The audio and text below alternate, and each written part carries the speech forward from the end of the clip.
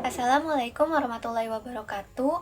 Kami dari kelompok 1 di video ini akan menampilkan materi kesetimbangan pasar. Anggota kelompok 1 ada Fahar Labib Zakhori dengan NIM 13056222079. Yang kedua ada Lailatul Rahman dengan NIM 13056222014 dan saya sendiri Nazul Bilkisti dengan NIM 13056222046.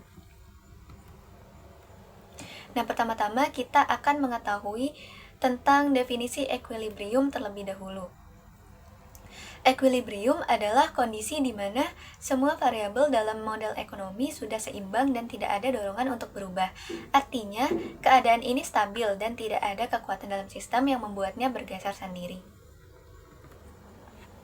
Nah, ada 3 kata yang berhubungan erat dengan equilibrium. Yang pertama, selected atau terpilih.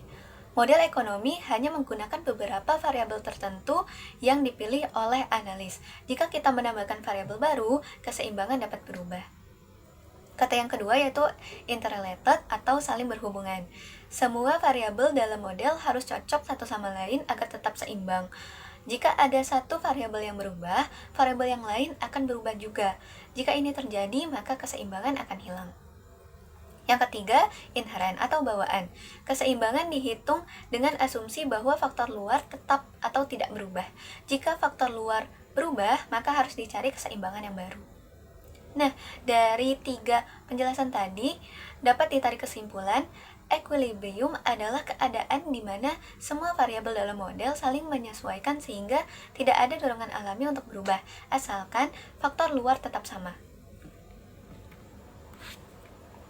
Dalam model ekonomi, equilibrium adalah keadaan di mana tidak ada kecenderungan untuk berubah.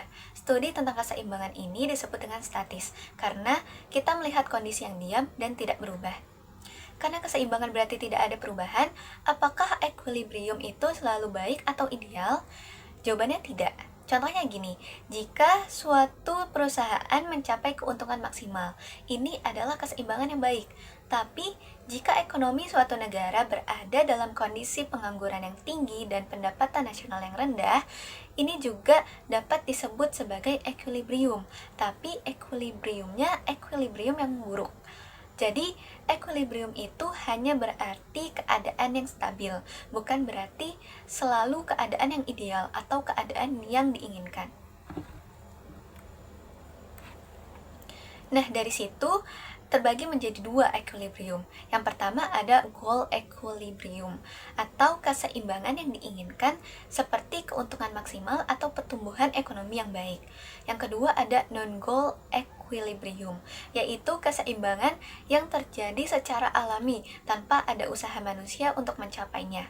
Contohnya, keseimbangan antara permintaan dan penawaran di pasar, atau keseimbangan pendapatan nasional berdasarkan pola konsumsi dan investasi.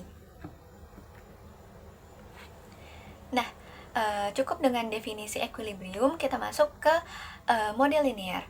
Partial market equilibrium adalah model keseimbangan pasar yang hanya melihat satu jenis barang dalam pasar tertentu. Tujuannya untuk mencari harga dan jumlah barang yang memenuhi kondisi keseimbangan dalam pasar tersebut. Model ini menggunakan 3 variabel utama, yaitu yang pertama QD sama dengan jumlah barang yang diminta atau demand, QS sama dengan jumlah barang yang ditawarkan atau supply, dan P sama dengan harga. Nah, di kiri atas ini terdapat kurva dari fungsi permintaan dan penawaran. Kemudian kondisi keseimbangan itu ditandai dengan QD sama dengan QS. Artinya pasar berada dalam keseimbangan jika jumlah barang yang diminta sama dengan jumlah barang yang ditawarkan. Kemudian ada fungsi permintaan atau demand. QD sama dengan A min BP, dengan A dan B lebih dari 0. A adalah jumlah barang yang diminta saat harga P sama dengan 0, B adalah seberapa banyak permintaan berkurang ketika harga naik.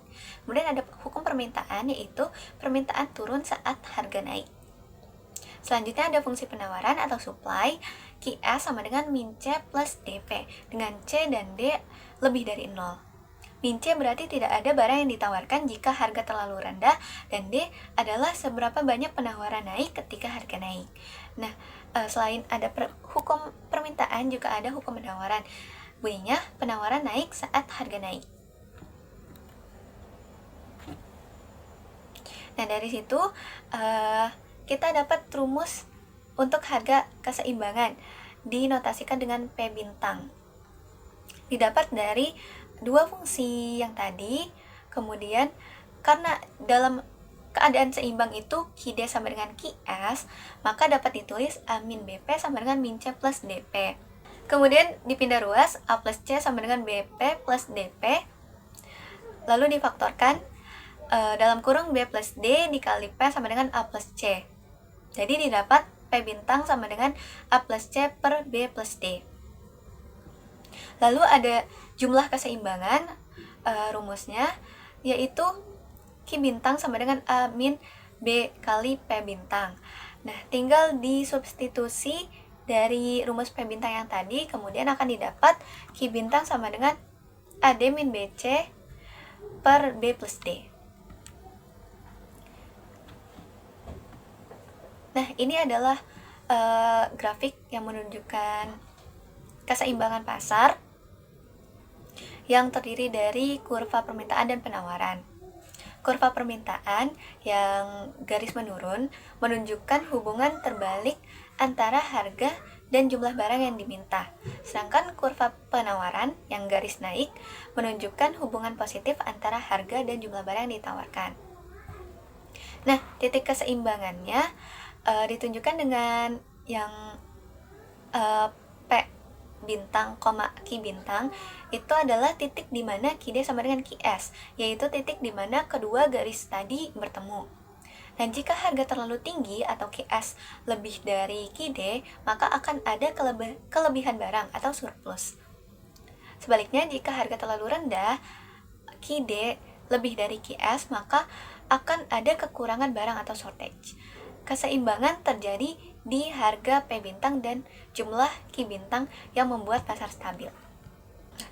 Kemudian, fungsi-fungsi tadi dapat dinotasikan dengan notasi himpunan. Ada himpunan D, demand atau permintaan, didefinisikan sebagai D sama dengan himpunan semua pasangan nilai P, Q dengan syarat Q sama dengan A min BP.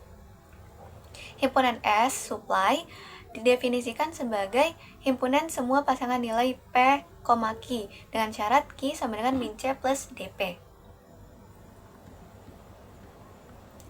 Lalu titik keseimbangan adalah irisan dari dua himpunan tersebut. D irisan S sama dengan P bintang, Q bintang. Karena hanya ada satu titik potong, maka keseimbangan bersifat unik. Lalu ada contoh soal. Diberikan market model sebagai berikut. QD sama dengan QS. QD sama dengan 21 min 3P. QS sama dengan min 4 plus 8P. Hitung P bintang dan Q bintang dengan A. Eliminasi variabel, B. Rumus 3.4 dan 3.5. Ini dari buku Chiang ya. Rumusnya itu ada di slide ke-9 tadi. Langsung saja kita bahas jawabannya. Yang A dengan eliminasi variabel. Kan dalam kondisi seimbang itu QS sama dengan QD. Tadi ditulis di soal juga, QS sama dengan QD, maka 21 min 3P sama dengan min 4 plus 8P. Akan dicari nilai P-nya. Dipindah ruas, 21 plus 4 sama dengan 8P plus 3P. 25 sama dengan 11P, P sama dengan 25 per 11. Untuk mencari nilai Q, akan disubstitusi nilai P ke persamaan QD atau QS. Di sini akan menggunakan persamaan QD. QD sama dengan 21 min 3P, QD sama dengan 21 min 3 dikali 25 per 11. Didapat QD sama dengan 156 per 11. Maka P bintang sama dengan 25 per 11 dan Q bintang sama dengan 156 plus per 11. Yang B dengan menggunakan rumus, di sini A sama dengan 21, B sama dengan 3, C sama dengan 4, D sama dengan 8. Tinggal disubstitusi ke rumusnya. P bintang sama dengan A plus C per B plus D sama dengan 21 plus 4 per 3 plus 8 sama dengan 25 per 11. Q bintang sama dengan AD min BC per B plus D sama dengan 168 min 12 per 3 plus 8 sama dengan 156 per 11. Selanjutnya yaitu kesetimbangan pasar parsial model K-linear. Model ini menggambarkan model kesetimbangan pasar parsial di mana permintaan berbentuk kuadratik atau non-linear, sedangkan penawaran tetap linear. Selain itu, yang digunakan adalah koefisien numerik daripada parameter. Maka, model yang muncul adalah sebagai berikut. Yang pertama, QD min QS, lalu yang kedua, QD sama dengan 4 min P kuadrat, dan yang ketiga QS min 4P min 1. Sistem dari tiga persamaan tersebut dapat direduksi menjadi satu persamaan dengan mengeliminasi variabel dengan menggunakan substitusi, dan didapat 4 min P kuadrat sama dengan 4P min 1 atau P kuadrat ditambah 4P min 5 sama dengan 0. Persamaan ini memiliki dua solusi untuk harga keseimbangan P yang dapat diselesaikan menggunakan metode kuadratik.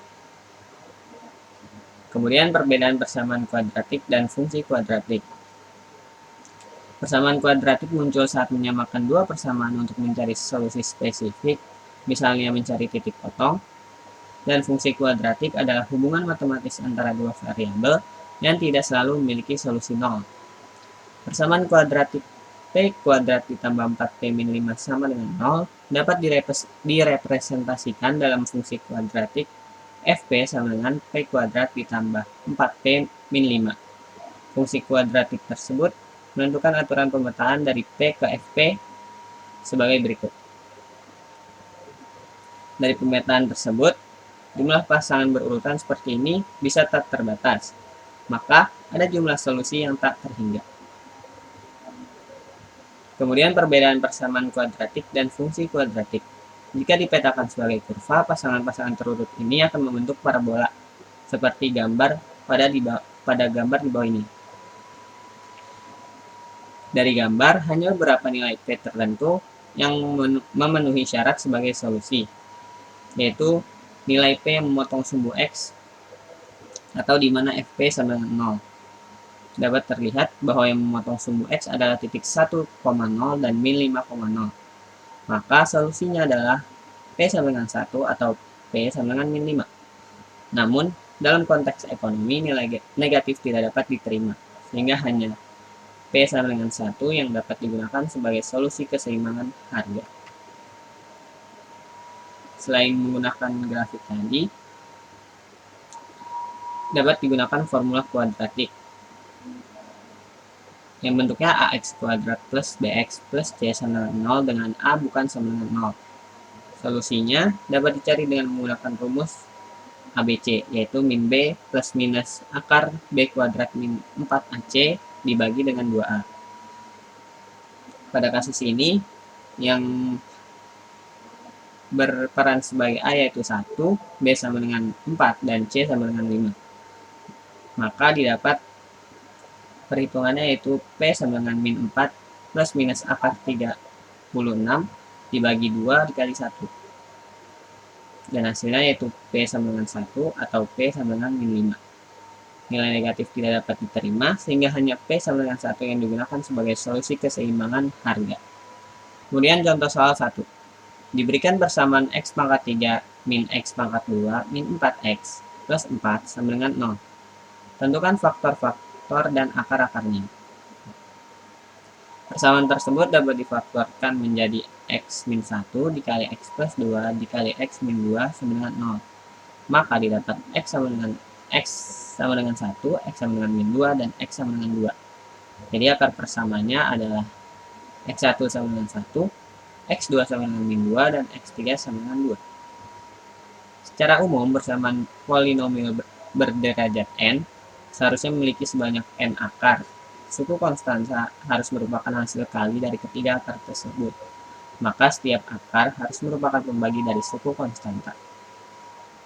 Hubungan ini dapat diformalkan dalam teorema 1 sebagai berikut. Diketahui persamaan polinomial sebagai berikut.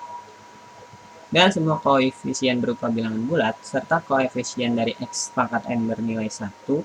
Jika terdapat akar-akar bilangan bulat, maka setiap akar tersebut harus merupakan pembagi dari A0.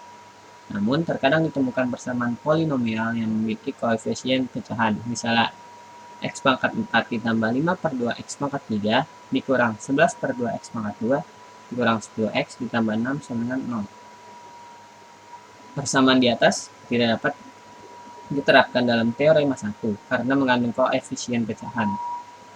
Dalam kasus seperti ini dapat digunakan teorema yang lebih umum, yaitu teorema 2 sebagai berikut.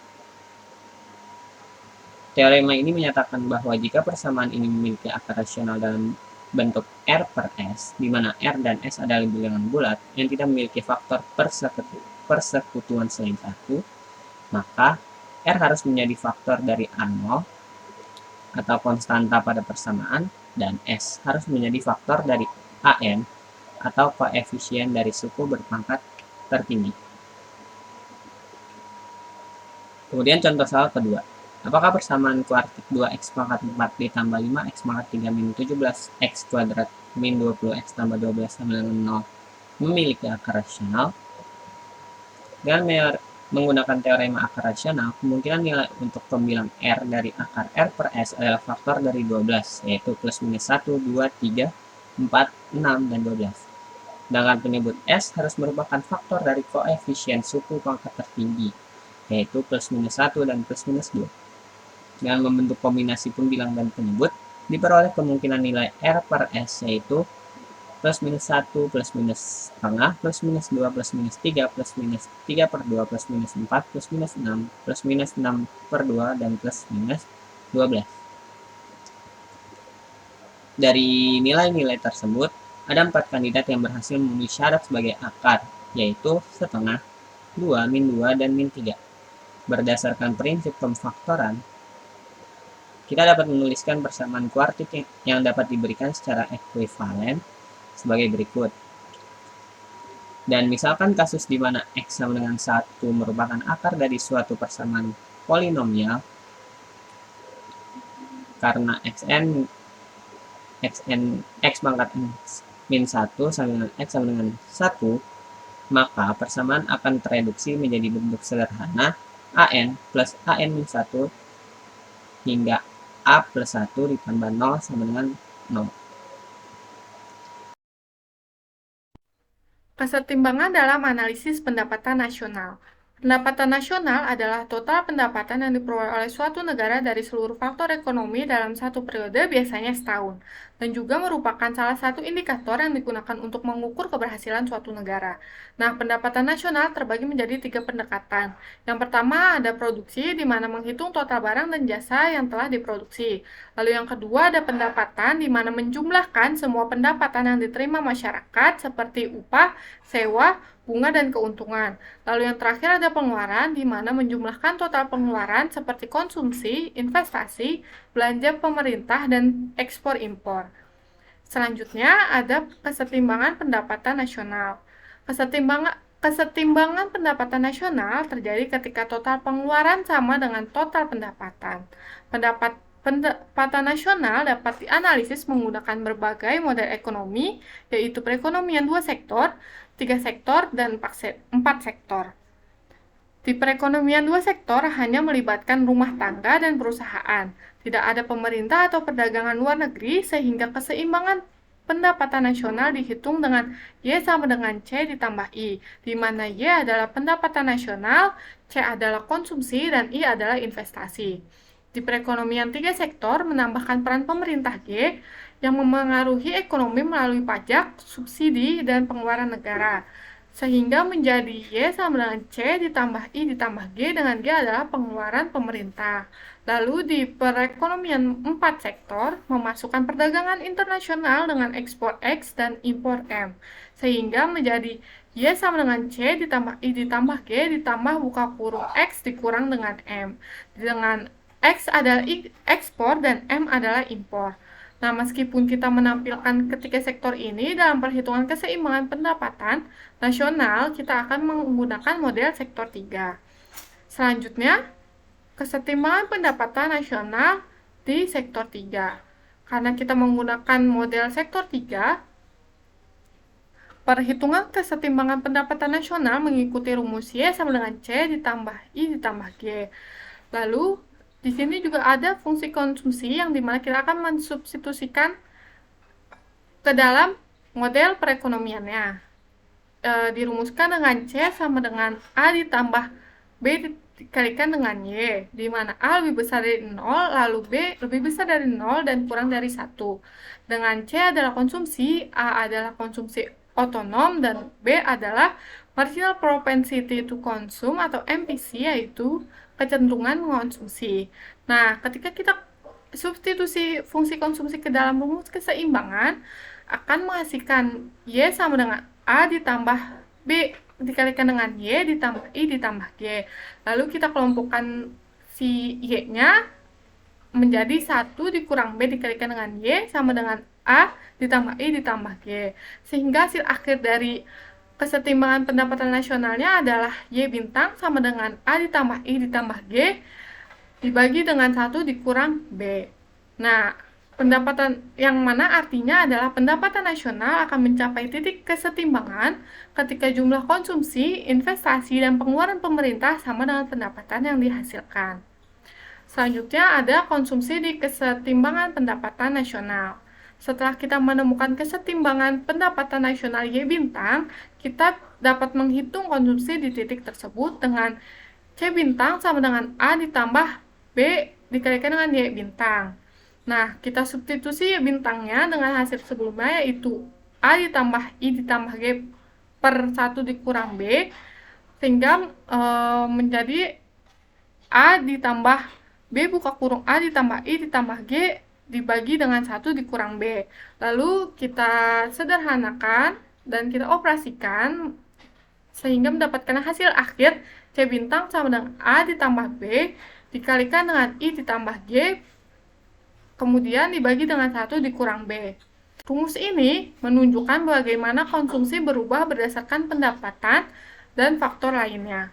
Semakin besar pendapatan nasional, maka semakin besar pula konsumsinya. Selanjutnya, ada contoh soal. Diberikan model berikut, Y sama dengan C ditambah I ditambah G. Lalu C sama dengan A ditambah B buka kurungnya dikurang T besar, di mana A lebih besar dari 0 dan B lebih besar dari 0 kurang dari 1. Dan T besar adalah pajak. Lalu T besar sama dengan D ditambah T kecil dikalikan dengan Y. Dengan D lebih besar dari 0 dan T lebih besar dari 0 kurang dari 1. Dan T kecil adalah tarif pajak penghasilan. Lalu kita disuruh untuk temukan Y bintang, T bintang, dan juga C bintangnya. Selanjutnya, di sini ada penyelesaiannya. Pertama, kita akan menyelesaikan Y bintangnya terlebih dahulu dengan mensubstitusikan nilai dari C dan T besarnya. Sehingga akan menghasilkan Y sama dengan A ditambah B buka kurung Y besar Y dikurang D ditambah T kecil Y ditambah I ditambah G. Lalu kita kelompokkan Y-nya sehingga menghasilkan 1 dikurang B buka kurung 1 dikurang T dikalikan dengan Y sama dengan A dikurang B dikalikan dengan D ditambah I ditambah Y. Maka hasil akhir dari Y bintangnya adalah A dikurang B dikalikan dengan D ditambah I ditambah G. Lalu dibagi dengan 1 dikurang B buka kurung 1 dikurang dengan T kecil. Kemudian untuk menghitung T besar bintangnya dengan mensubstitusikan nilai dari Y bintang. T besar bintang sama dengan D ditambah T kecil dikalikan dengan Y bintang. Sehingga akan menghasilkan D buka kurung 1 dikurang B ditambah T kecil buka kurung A ditambah I ditambah G. Lalu dibagi dengan 1 dikurang B buka kurung 1 dikurang T kecil. Untuk C bintang sama dengan T bintang, kita akan mensubstitusikan nilai dari Y bintang dan T bintangnya, sehingga akan menghasilkan nilai akhir A dikurang B dikalikan dengan D ditambah B, dikalikan dengan 1 dikurang T, lalu dikalikan lagi dengan I ditambah G. Lalu kita bagi dengan 1 dikurang B, buka kurung 1 dikurang dengan T kecil. Selanjutnya, Ada marginal propensity to consume dan marginal propensity to save. Marginal propensity to consume atau MPC bertujuan untuk mengetahui seberapa besar konsumsi bertambah jika pendapatan meningkat. Lalu MPC ini dirumuskan dengan DC per DY, dengan DC adalah perubahan konsumsi dan DY adalah perubahan pendapatan. Selanjutnya marginal propensity to save atau MPS bertujuan untuk mengetahui seberapa besar pendapatan yang disimpan. Lalu, di sini kita akan mengumpamakan bahwa pendapatan nasional hanya tentang menyimpan dan juga mengonsumsi, sehingga Y sama dengan C ditambah S. Lalu kita turunkan terhadap Y, sehingga DY sama dengan DC per DY ditambah DS per DY. Lalu akan menjadi 1 dikurang MPC ditambah MPS. Sehingga rumus dari MPS adalah 1 dikurang dengan MPC. Selanjutnya, ada contoh MPC dan MPS. Jika fungsi konsumsi C sama dengan 0,01Y kuadrat ditambah 0,2Y ditambah 50 dan pendapatannya Y sama dengan 30, tentukan MPC dan MPS-nya. Penyelesaiannya, kita akan menyelesaikan MPC terlebih dahulu, di mana kita akan menurunkan fungsi dari konsumsi yaitu 0,01Y kuadrat ditambah 0,2Y ditambah 50 dengan Y, sehingga menghasilkan 0,02Y ditambah 0,2. Kemudian kita masukkan nilai pendapatannya yaitu Y sama dengan 30, sehingga MPC sama dengan 0,02 dikalikan dengan 30 ditambah 0,2 sama dengan 0,8. Lalu kita akan menghitung MPS-nya. MPS sama dengan 1 dikurang dengan MPC. Karena MPC-nya kita udah ketemu 0,8, maka kita masukkan saja sehingga 1 dikurang 0,8 dan hasil akhirnya adalah 0,2. Jadi MPC-nya adalah 0,8 dan MPS-nya adalah 0,2. Selanjutnya ada efek penggandaan. Nah, selain konsep MPC dan MPS, ada juga efek penggandaan di mana menunjukkan perubahan dalam pengeluaran dapat berdampak lebih besar pada pendapatan nasional. Ketika ada tambahan pendapatan seperti investasi, dampaknya juga akan lebih besar pada pendapatan nasional. Dirumuskan dengan multiplier sama dengan 1 per 1 dikurang MPC. Nah, di sini semakin besar MPC, semakin besar efek penggandanya, karena lebih banyak pendapatan yang dikonsumsi dan dibelanjakan kembali, sehingga ekonomi terus berputar. Sebagai contoh sederhana, jika MPC sama 0,8, maka efek penggandanya adalah multiplier sama dengan 1 per 1 dikurang 0,8, yang hasil akhirnya adalah 5. Yang artinya, setiap tambahan pengeluaran sebesar Rp1 akan meningkatkan pendapatan nasional sebesar Rp5. Nah, efek ini menjelaskan mengapa kebijakan fiskal seperti peningkatan belanja pemerintah bisa mendorong pertumbuhan ekonomi. Selanjutnya, di sini ada beberapa latihan soal.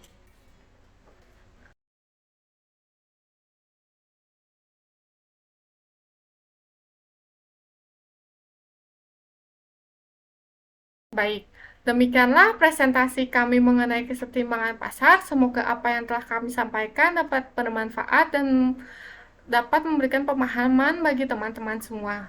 Sekian dari kami, kurang lebihnya mohon maaf. Wassalamualaikum warahmatullahi wabarakatuh.